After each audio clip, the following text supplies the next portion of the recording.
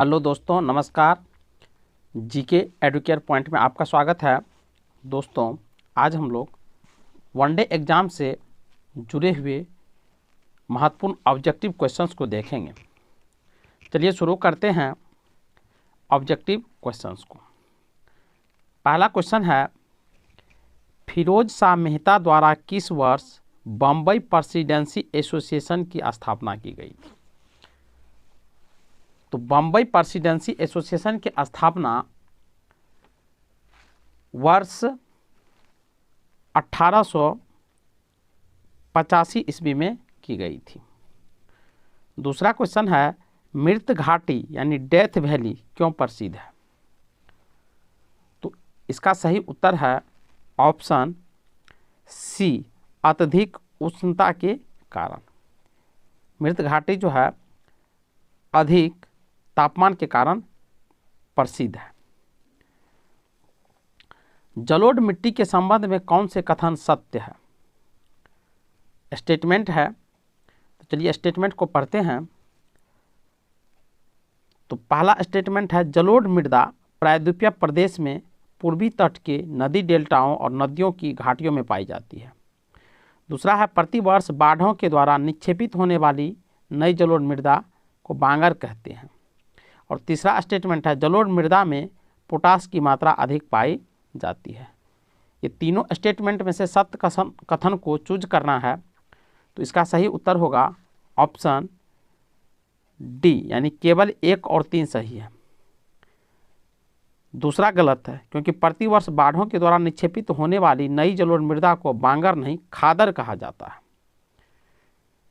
और बाकी जो दोनों स्टेटमेंट है वो सही है। चलिए आगे बढ़ते हैं। सूर्य ग्रहण की स्थिति में होता है। सूर्य ग्रहण कब लगता है, किस स्थिति में होता है, वो पूछा जा रहा है। तो इसका सही उत्तर होगा ऑप्शन सी, चंद्रमा जब सूर्य और पृथ्वी के बीच में आता है। हम जानते हैं कि ब्रह्मांड का जो केंद्र है वो सूर्य है और पृथ्वी और अन्य जो प्लैनेट्स हैं, ग्रह है, सूर्य के चक्कर लगाता है, जबकि चंद्रमा जो है पृथ्वी का चक्कर लगाता है। तो चंद्रमा जब सूर्य और पृथ्वी के बीच में आता है, एक तरफ पृथ्वी एक तरफ सूर्य, बीच में जब चंद्रमा आएगा तो उस स्थिति को सूर्य ग्रहण की स्थिति कहते हैं। चलिए अगला क्वेश्चन है, यूरेनियम के भंडार में निम्नलिखित देशों में से कौन सा देश शीर्ष पर है? यानी विश्व में कौन सा देश है जिसके पास यूरेनियम के सबसे अधिक भंडार पाए जाते हैं?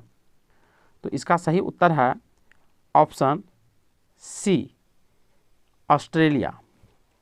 सबसे ज़्यादा भंडार वाले देश जो है वो ऑस्ट्रेलिया है यूरेनियम की दृष्टि से। अगला क्वेश्चन है, निम्नलिखित में कौन सही सुमेलित नहीं है? तो कौन सही सुमेलित नहीं है?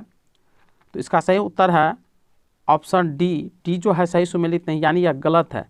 डेविस जल संधि बैफिन की खाड़ी और प्रशांत महासागर को जोड़ती है, जो कि गलत है। जबकि 3 स्टेटमेंट सही है। ए में है 10 डिग्री चैनल अंडमान और निकोबार द्वीप को जोड़ती है, ये सही है। बी में है डोबर जल डमरू मध्य इंग्लिश चैनल और उत्तरी सागर को जोड़ता है। और मलक्का जल संधि जो है अंडमान सागर और दक्षिण चीन सागर को जोड़ता है। ये तीनों स्टेटमेंट सही है, जबकि डी जो है वो गलत है। चलिए आगे बढ़ते हैं। ऑलिव रिडले कछुआ के स्थल के रूप में कौन सा स्थल प्रचलित है? तो इसका सही उत्तर होगा ऑप्शन ए, भीतरकानिका। और भीतरकानिका जो क्षेत्र है ये उड़ीसा में पाए जाते हैं और ये ऑलिव रेडिल कछुआ के लिए फेमस है। चलिए आगे बढ़ते हैं। किस वन क्षेत्रों को पृथ्वी का फेफड़ा के रूप में जाना जाता है? कौन सा वन क्षेत्र है जिनको पृथ्वी के फेफड़ा के रूप में जाना जाता है? तो इसका सही उत्तर है अमेजन वर्षा वन, या अमेजन बेसिन भी आप इसको कह सकते हैं। आगे है, निम्नलिखित में कौन ओजोन परत का सर्वाधिक नुकसान पहुंचाता है? यानी ओजोन परत जो है, जो पाराबैंगनी अल्ट्रावायलेट जो रेज सूर्य की किरणें से आती हैं उनको रोकने का काम करता है। एक तरह से वायुमंडल में कंबल की तरह काम करता है, एयर को प्यूरिफाई करने का काम करता है। तो उसी के बारे में कहा जा रहा है कि ओजोन परत को सर्वाधिक नुकसान कौन पहुंचाता है? तो सर्वाधिक नुकसान की बात कही जा रही है, तो इसका सही उत्तर होगा ऑप्शन डी यानी क्लोरोफ्लोरोकार्बन। हालांकि कार्बन डाइऑक्साइड भी CO2 भी इसको नुकसान पहुंचाता है, मीथेन भी इसको नुकसान पहुंचाता है और हाइड्रोजन से भी हल्का फुल्का नुकसान होता है। चलिए आगे बढ़ते हैं। अगला प्रश्न है, पारिस्थितिकी तंत्र की संकल्पना को किसने प्रस्तावित किया था? तब पारिस्थितिकी तंत्र की संकल्पना जो दिया था, तो इसका सही उत्तर होगा ऑप्शन ए जी टाउंसले। अगला क्वेश्चन है, पश्चिम की ओर प्रवाहित होने वाली नदियों कौन सी है?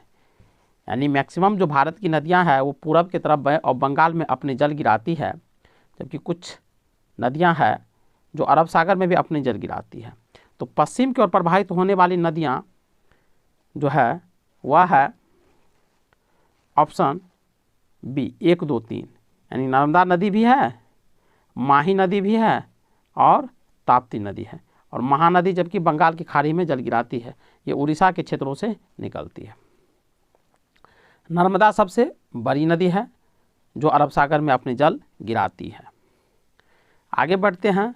सोडियम हाइड्रोक्साइड एवं हाइड्रोक्लोरिक अम्ल की अभिक्रिया से सोडियम क्लोराइड और जल बनते हैं। यह कौन सी अभिक्रिया है?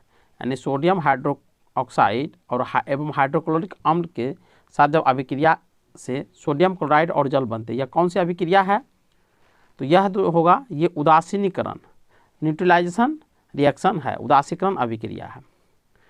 दूसरा है, निम्न में से कौन ऑक्सीकरण नहीं है? तो कौन ऑक्सीकरण नहीं है? तो इसका सही उत्तर है ऑप्शन बी, अवक्षेपण जो है ऑक्सीकरण नहीं है, जबकि दहन, भोजन का पाचन और श्वसन ये सभी क्या है? ऑक्सीकरण की प्रोसेस हैं। आगे बढ़ते हैं।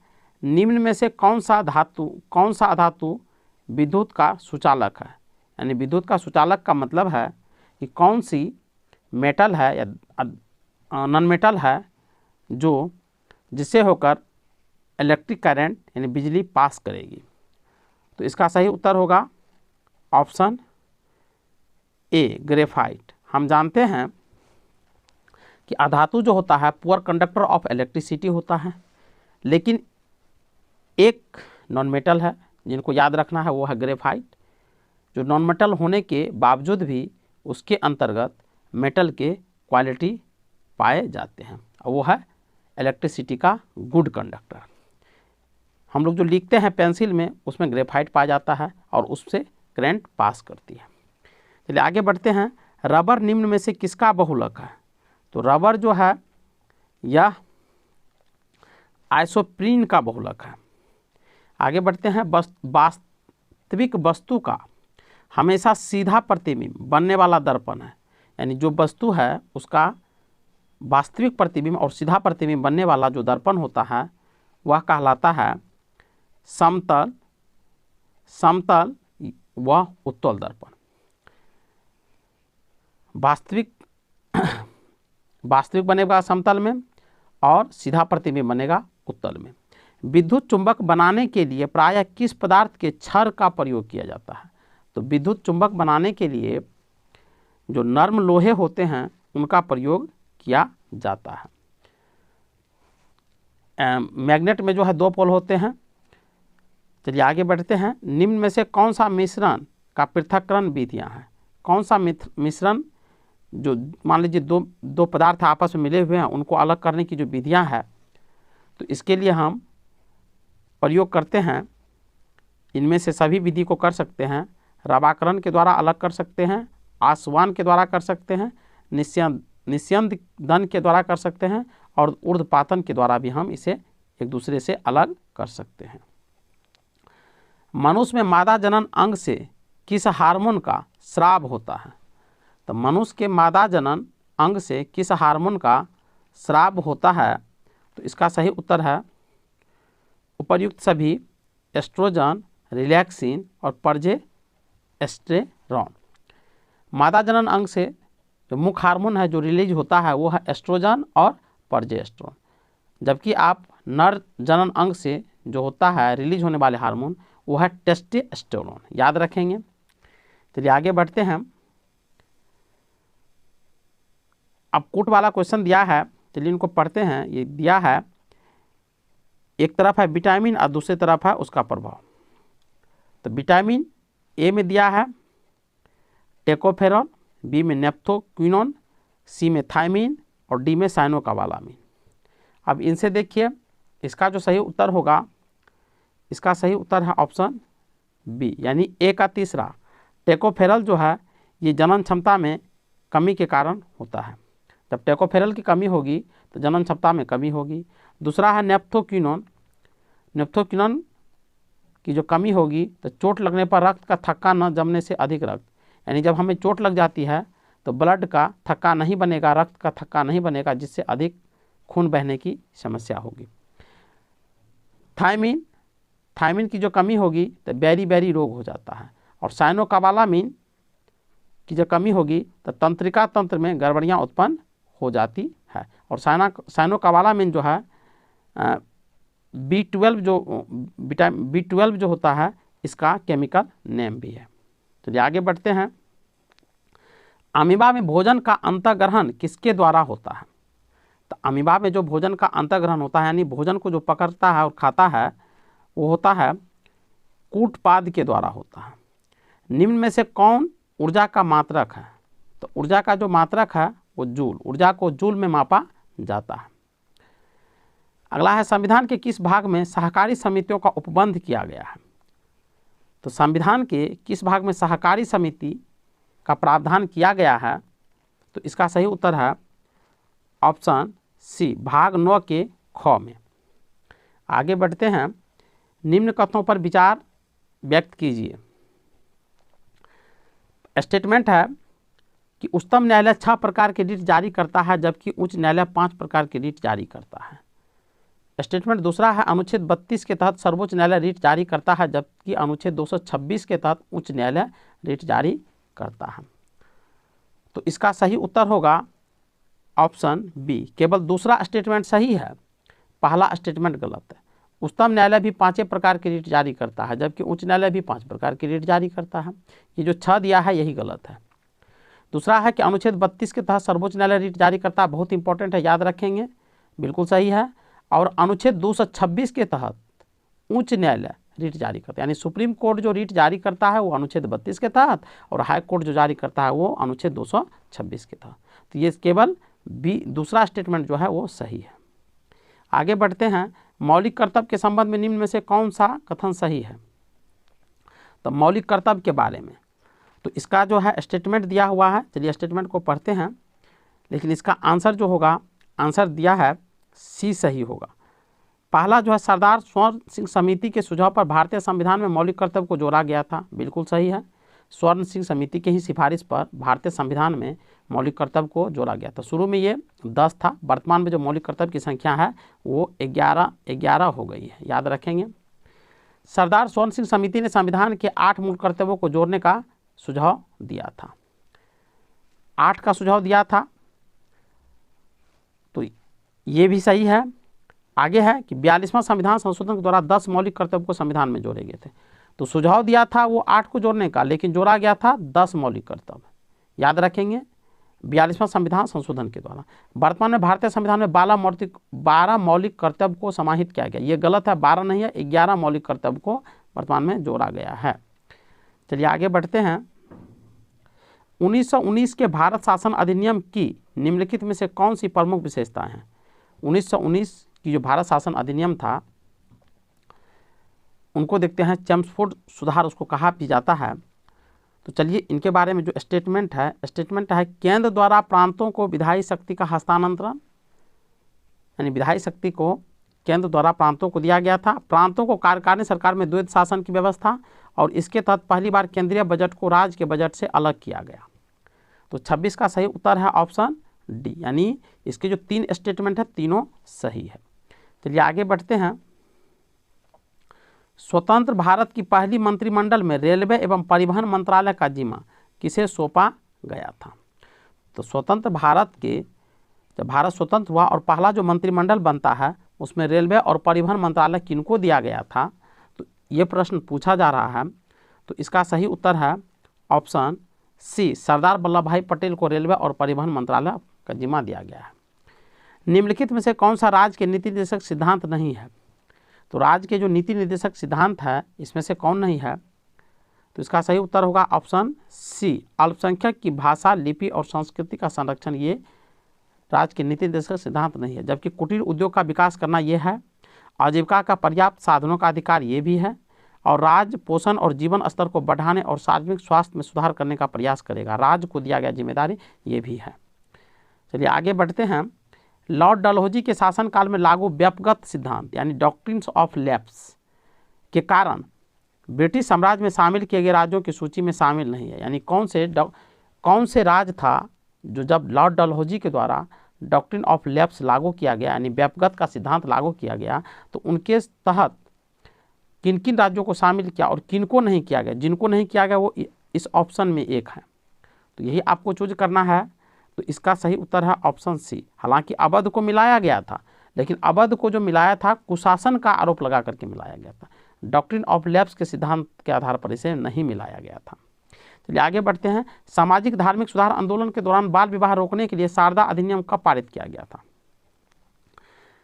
सामाजिक धार्मिक सुधार आंदोलन के दौरान बाल विवाह रोकने के लिए लड़का और लड़की की शादी का उम्र निश्चित किया गया था। लड़की के लिए 14 साल किया गया था और लड़का के लिए 16 साल किया गया था शारदा अधिनियम के तहत, और ये किया गया था 1930 ईस्वी में। आगे है, भारत में हुए किसान आंदोलन में प्रथम भारतीय किसान स्कूल की स्थापना किसके द्वारा की गई थी? जब किसान आंदोलन हुआ था तब प्रथम भारतीय किसान स्कूल की जो स्थापना की गई थी तो ये किया गया था NG रंगा के द्वारा। अगला प्रश्न, इंडियन मिरर समाचार पत्र का संपादन किनके द्वारा किया जाता था? तो इंडियन मिरर जो समाचार पत्र था उनका संपादन किया गया था देवेंद्रनाथ टैगोर के द्वारा किया गया था। कांग्रेस के किस अधिवेशन के दौरान पृथक निर्वाचन पद्धति को अस्वीकार किया गया था? तो 33 का सही उत्तर है ऑप्शन सी। जब लाहौर अधिवेशन होता है 1909 में, और 1909 के ही पार्लियामेंट्री जो सुधार था उसी के तहत पृथक निर्वाचन की व्यवस्था अंग्रेज सरकार ने कर दिया था मुसलमानों के लिए, और जिसको भारतीय राष्ट्रीय कांग्रेस ने स्वीकार करने से मना कर दिया था, जो कांग्रेस की 1909 में लाहौर में अधिवेशन हुआ था। आगे बढ़ते हैं। मुस्लिम लीग के द्वारा प्रत्यक्ष कार्रवाई दिवस कब मनाया गया था? तो मुस्लिम लीग के द्वारा प्रत्यक्ष कार्रवाई दिवस 16 अगस्त 1946 को मनाया गया था। आगे बढ़ते हैं। निम्नलिखित में से कौन सा कथन जलियांवाला बाग के संबंध में सही नहीं है? स्टेटमेंट है। चलिए इन स्टेटमेंट को पढ़ते हैं।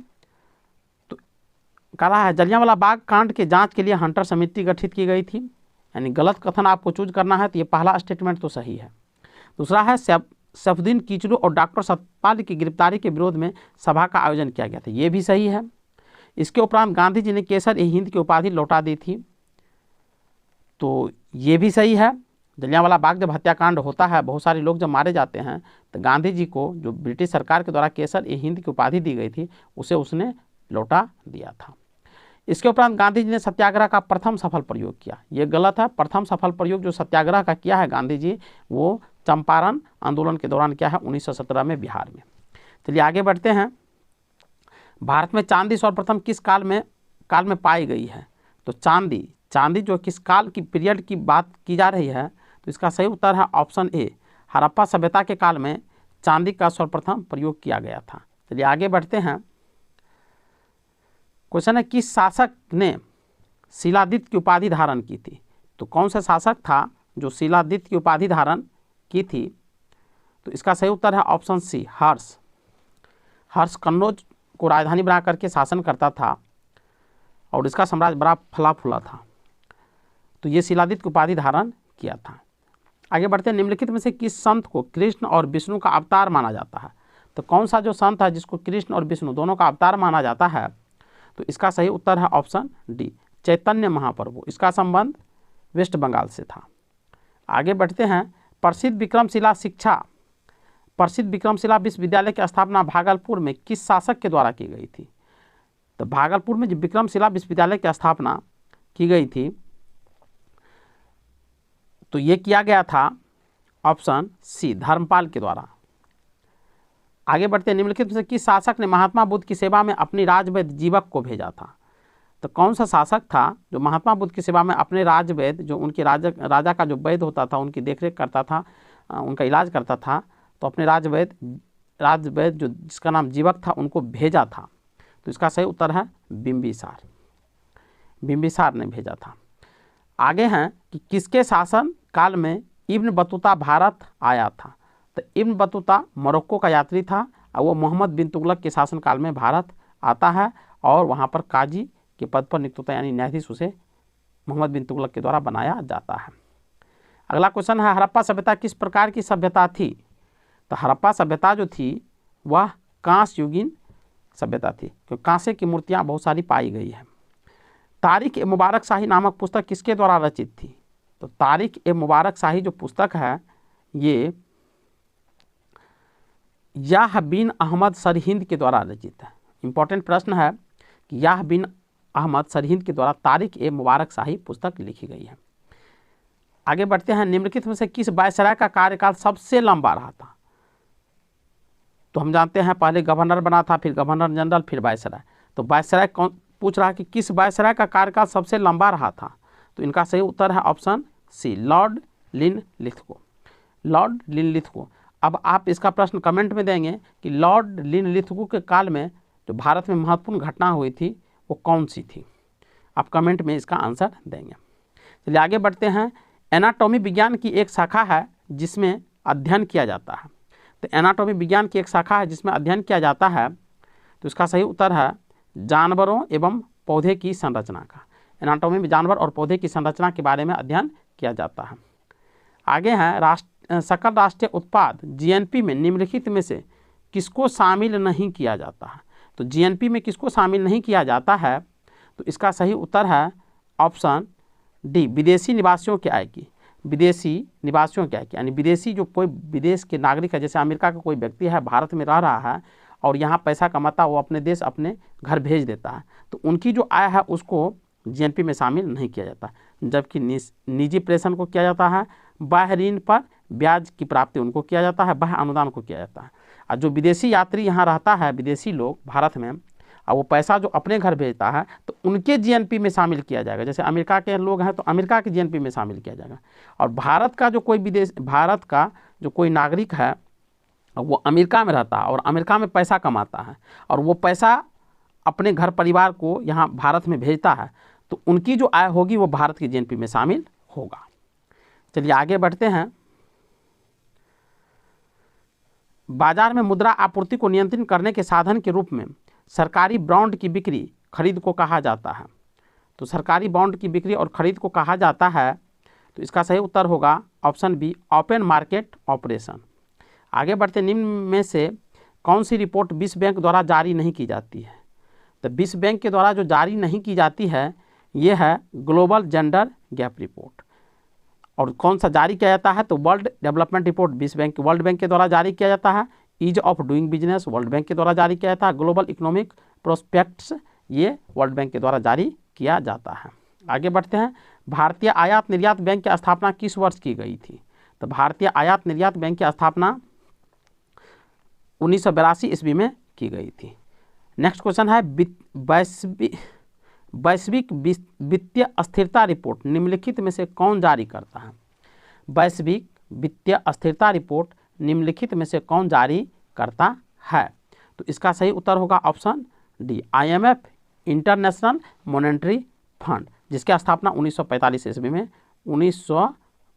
ईस्वी में की गई थी। दोस्तों आप लोग से रिक्वेस्ट है कि यदि चैनल पर नहीं है तो चैनल को सब्सक्राइब कीजिए, लाइक कीजिए, शेयर कीजिए और बेल आइकन को प्रेस कीजिए। चलिए मिलते हैं नेक्स्ट वीडियो में, तब तक के लिए जय